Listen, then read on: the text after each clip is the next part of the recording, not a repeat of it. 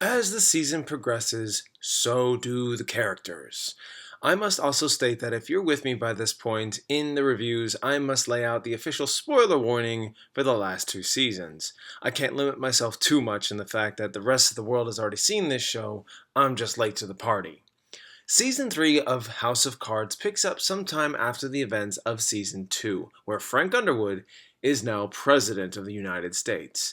And an ounce of bargaining, a pinch of trickery, and et voila!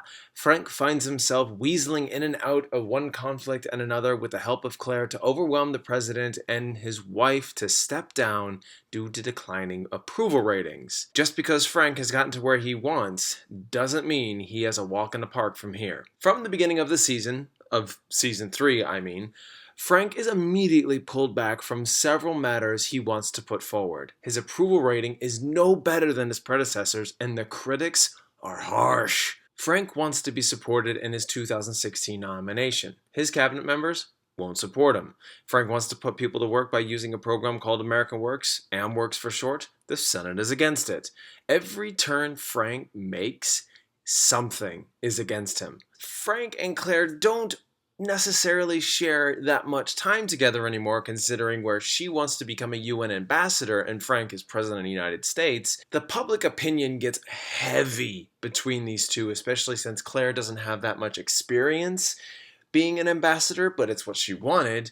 And Frank has to deal with his AmWorks. All things are really connected tightly at the hip. Each character has their own struggle as things develop. With that said, let's talk about Doug Stamper for a sec. Spoilers from Season 2, by the way. We watch him go from a stern, loyal, and unwavering person in Season 1 to breaking down slowly but surely by the situations surrounding him. Doug usually is the guy that confidently gets people to look the other way or keep people safe from the press snooping around, but in this case, in the last 3 seasons, he has been hung up on one girl named Rachel from the get-go. He gets into this weird relationship with her, and it only backfires on him in the end, and it lands Doug in intensive care for quite a few months. And this is where Season 3 picks up. We watch this painstakingly take place throughout the Season 3, his recovery, and the character arc really shows you a whole new side to Doug, which I liked, but his decisions throughout the show went from understandable to downright polarizing. By the time his arc ends, I came up with this thought that I felt was poetically justifiable. In Season 2, we watch Doug fall apart while the Underwoods rise to power. In Season 3, we watch Doug get himself together while the Underwoods fall apart. These plot lines don't necessarily take precedence over one another, but for every big, grand, foreign, or domestic plot to come into play, they don't make you care by beating you over the head with it.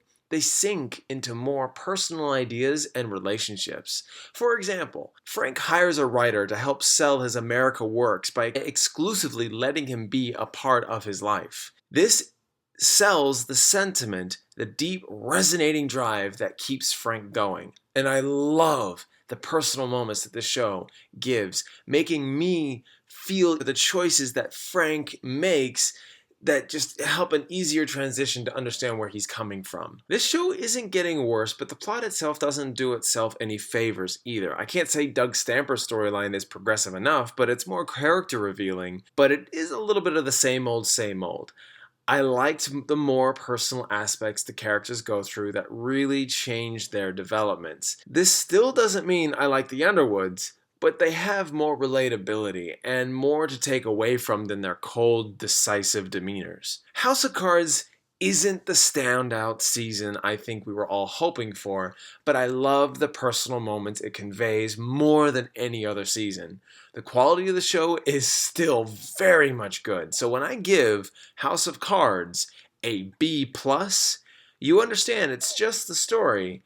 Not as strong, but it's still favorable. This ends my review for Season 3, guys. I really enjoyed it. I've enjoyed the season so far. I'm on Season 4 right now, so I'm getting closer and closer to Season 5. Thank you to all that have watched my reviews.